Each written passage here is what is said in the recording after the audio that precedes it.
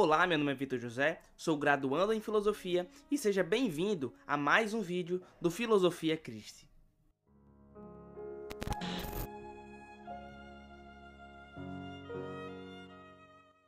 Já tem um tempo que eu não posto vídeo no canal, e a razão disso é porque eu estive de mudança e eu acabei assumindo alguns cargos na universidade e isso acabou tomando bastante meu tempo. Mas agora estou voltando o canal aos pouquinhos, até agora a passos curtos, né? Eu estou planejando os vídeos futuros para que o canal possa voltar com programação consistente. Hoje eu vou falar um pouquinho de um assunto que é bastante frequente na internet. Na verdade, ele acontece muito frequentemente na internet e em outros contextos também universitários, que acaba passando despercebido, que é a questão da representação da ciência. Esse vídeo, é o primeiro vídeo depois de um tempinho que eu estou ausente do canal, então ele não vai ter aqueles slides que eu estava colocando nos vídeos passados. Mas independentemente de se tiver ou não slides, você vai se beneficiar do conteúdo do vídeo. Eu também gostaria de falar que, se for possível, né, uma vez que eu não planejei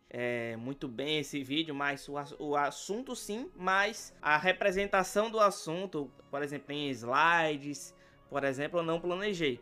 Mas então, na medida que eu estiver editando o vídeo, se eu encontrar... Opa, um galo cantou aqui. Mas enfim, se eu encontrar algum exemplo na internet de uma pessoa cometendo a falácia tal qual a que eu vou falar, que é a da representação da ciência, se eu encontrar alguém falando isso, eu vou colocar um trechinho curto da pessoa falando. Lembrando que eu não vou estar atacando ninguém em específico, o vídeo não é para responder uma pessoa em específica, mas na verdade esse vídeo é uma atividade filosófica para demonstrar um erro que muitos podem cometer e de fato cometeram. O vídeo, principalmente, ele se dá pelo fato de eu estar ciente de que pessoas cometem esse erro de modo bastante frequente. Bom, que erro é esse que eu chamei de da representação da ciência? A esse erro eu me refiro especificamente àquele tipo de pessoa que esconde suas posições sob a justificativa delas estarem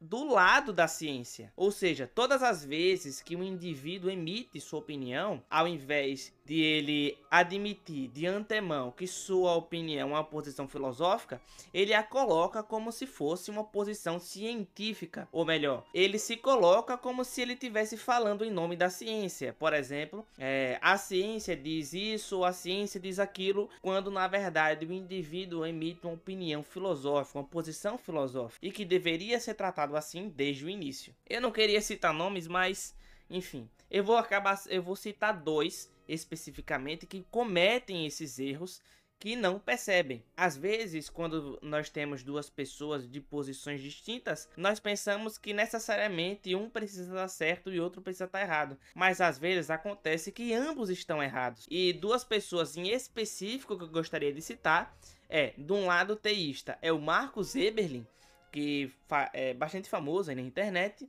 e outro é o Daniel Gontijo.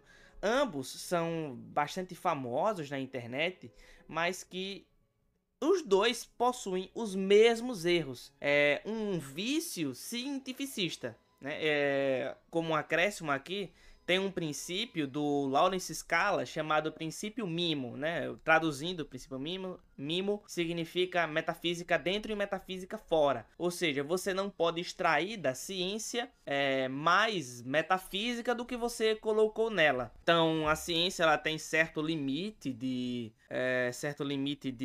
investigação que não a permite falar coisas que estão além dela. Por exemplo, o assunto Deus é algo algo metafísico que está fora dos princípios metafísicos que a ciência possui. Então, afirmar tanto sua existência quanto sua inexistência a partir da ciência é simplesmente impossível, porque não faz parte do escopo da ciência. Então, quando, por exemplo, Daniel Gontijo fala que Deus não existe, ou falar que a ciência demonstra que Deus não existe, o que aponta em direção a isso, ele está de fato fazendo pseudociência. Claro, estou seguindo o Lawrence Scala nesse sentido, a respeito do princípio mimo, Então, de fato, o Gontijo estaria cometendo pseudociência, assim como o Eberlin também, porque ambos não seguem, ambos não extraem da ciência aquilo que ela indica, ou aliás, eles extraem da ciência mais do que ela permite. Ou seja, esse tipo de tentativa de justificação das suas posições através da ciência,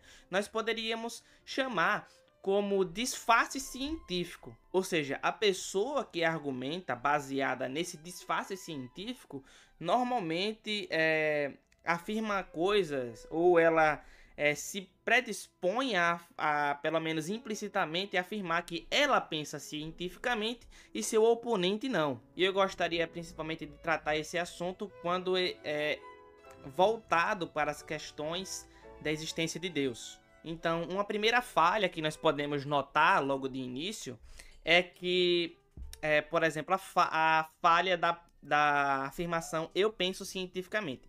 Obviamente que a pessoa que está argumentando, ela pode não falar isso explicitamente, né? Eu penso cientificamente. Mas, na medida que ela fala, na medida que ela discursa, você percebe que é isso que ela quer dizer. Então, primeiramente, uma coisa interessante a se notar é que não existe algo como pensar cientificamente. O método científico não é uma maneira de você pensar no dia a dia. Na verdade, ele é um método de trabalho. Ou seja, é praticamente impossível você mapear todos os casos em que você pensou algo e utilizou o método científico em cima desse pensamento para justificá-lo. Ninguém em sã consciência, por exemplo, quando se reúne com a família, vai ficar aplicando o método científico na medida em que cada pessoa da mesa vai fazer uma afirmação. Esse tipo de procedimento praticamente inviabilizaria qualquer tipo de contato humano. O que existe, no máximo, é um tipo de orientação maior ou uma orientação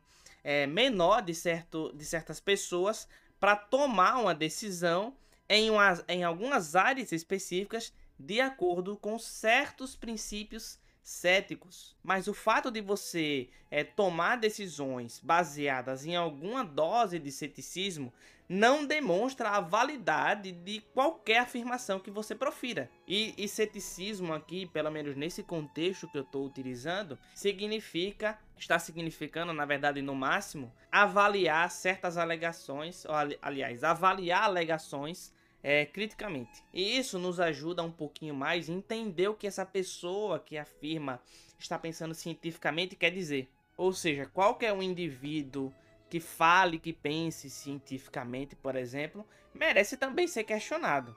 Se tomar decisões com um pouco mais de ceticismo não é algo ruim, e acontece com mais frequência, né, e não aplicação do método científico, nós também podemos questionar uma pessoa, nós podemos duvidar de alguém que diz que alega pensar cientificamente. Se a pessoa, como de fato normalmente acontece, que ela afirma que ela pensa cientificamente e se refere a todos os casos em que ela pensa, ou seja, ela tem um modo de pensar racional sobre as áreas do saber, não somente isso, né? Então, se pensar cientificamente for um critério de razoabilidade, então nós temos que, como é uma alegação geral, então a pessoa deve provar que no seu dia a dia ela usa mais o método científico do que você. Ou seja, você vai utilizar um scout completo de todas as ações que aquela pessoa toma em seu dia a dia e ver se ela aplica o método científico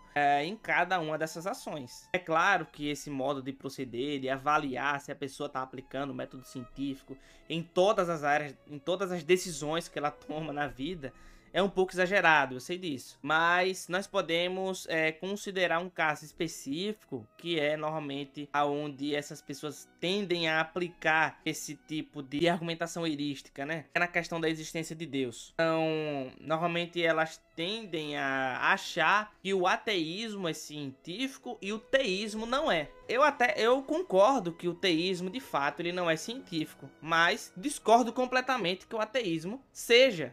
E de fato não é. Aqui eu vou entrar em alguns detalhes, né? Embora eu não possa aqui oferecer um conjunto de condições suficientes para determinar o que é ciência, isso já entraria em um debate a respeito de antirrealismo e realismo científico, né? Tipo, Popper Popper afirma que o falsificacionismo é um método de demarcação para demarcar o que é científico e o que não é. Existem outros que acreditam que não existe um método de demarcação, ou seja, não existem condições suficientes que determinam o que é a atividade científica. Aliás, não existe um conjunto de condições suficientes e necessárias para determinar o que é a atividade científica. Então essa é uma discussão bastante complexa, que não tem condições nenhuma de eu fazer isso nesse vídeo curto. A única coisa que eu posso fazer aqui é estabelecer algumas condições que são muitos, seja ele realista ou antirrealista, a maioria pelo menos não discordariam,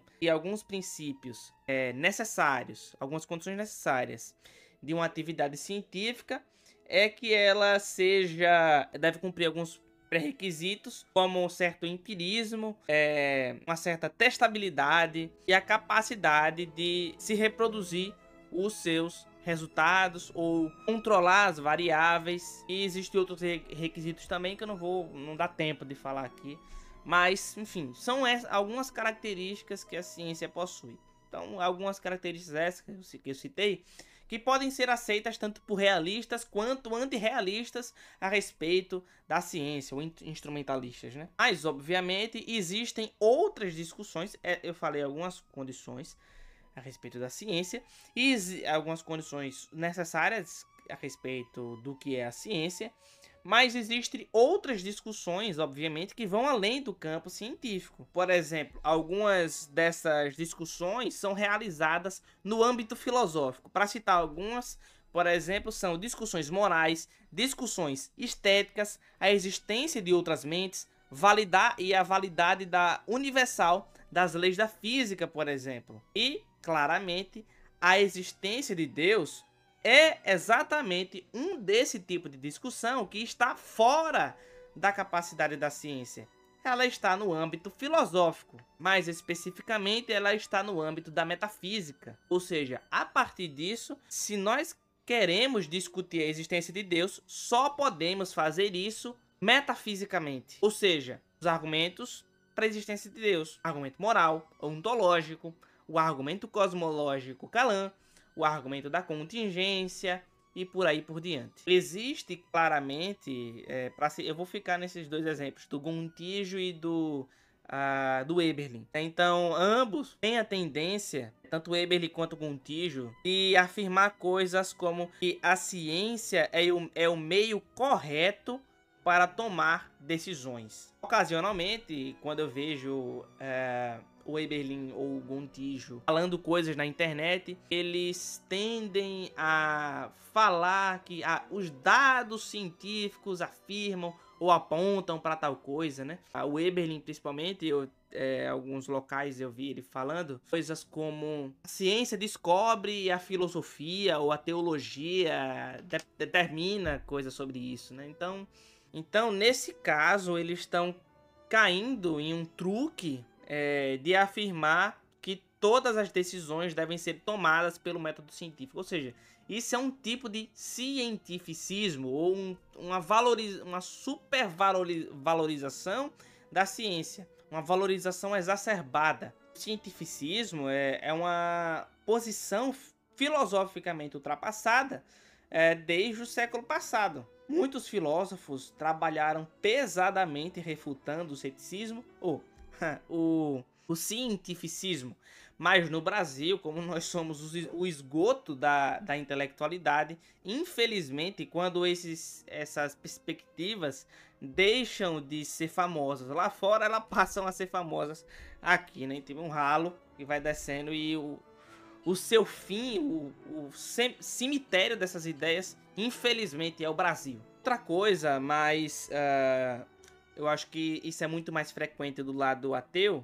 Aliás, do lado ateu, não generalizando, mas do lado mais ateu e cientificista, é que se não há provas, a ciência considera que não existe. Infelizmente, isso é bastante frequente em alguns círculos, mas quando não existe evidência para uma coisa, a posição mais correta a se tomar é que não se sabe se existe, e não que não existe. Por exemplo, se cientistas acreditam, por exemplo, que as leis da física que valem aqui são as mesmas que valem a um planeta que esteja a 1 bilhão de quilômetros de 1 bilhão de anos-luz aqui, ele crê nisso por uma inferência indutiva que ele faz. Mas não existem evidências científicas que comprovem que as evidências que valem aqui valem em qualquer lugar do universo. Para que se faça isso, exige-se uma certa justificação da indução.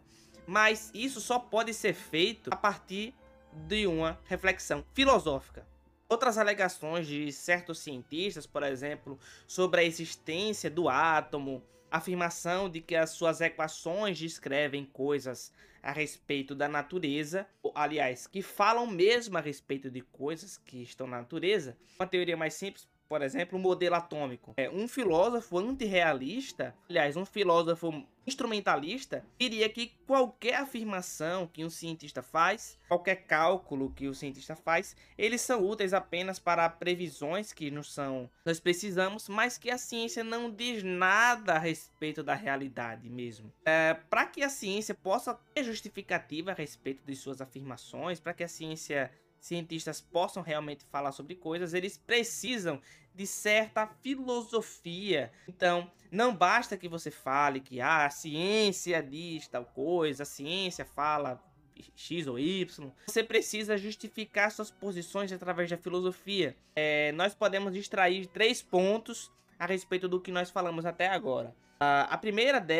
O primeiro ponto é que as alegações do tipo eu penso cientificamente, ou como eu falei, óbvio que as pessoas às vezes, os indivíduos no debate, eles não falam isso às vezes abertamente, mas eles dão indícios de que é isso que eles estão querendo afirmar. Então, alegações desse tipo, do tipo penso cientificamente, devem ser retiradas do debate. Esse tipo de afirmação deve ser evitado em um debate, para que o debate não seja poluído por essas posições equivocadas. O segundo ponto que queremos extrair a partir da nossa discussão até agora é que tanto o teísmo quanto o ateísmo não são científicos. A existência de Deus é discutida no âmbito metafísico. E outra coisa também, o terceiro ponto, é que as extrapolações pseudocientíficas podem acontecer em ambos os lados. Eles tanto podem acontecer do lado cristão, como no caso do Eberlin, quanto no caso ateísta, né?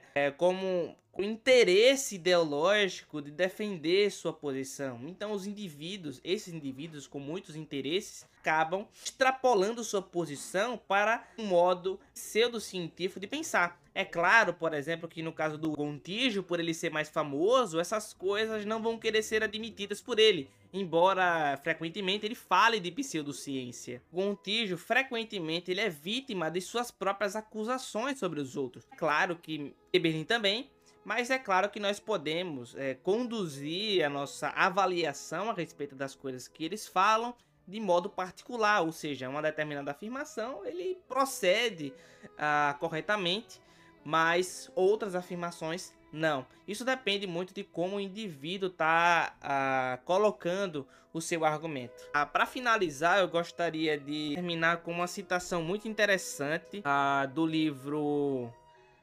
um pequeno livro para os novos filósofos. Esse livro está em inglês, do Paul Copan. Eu vou tentar adaptar a citação porque ela trata especificamente de pessoas que dizem a filosofia diz. Então eu vou adaptar aqui. Mas ele diz que ninguém pode se esconder atrás da cortina tipo Oz de o que a ciência diz. Como se isso fosse um disfarce para alguma visão supostamente desapegada, objetiva e padrão pela qual todos os outros devem ser julgados. Quando abrimos essa cortina, lá está uma pessoa com uma filosofia, assim como todos nós. A filosofia dessa pessoa não pode ser simplesmente afirmada, deve ser justificada. Enfim, com essa citação eu termino esse vídeo. Se você gostou, deixe seu like, compartilhe o vídeo com pessoas que você sabe que se interessam por assuntos desse tipo. Curta, comente, se inscreva, compartilhe.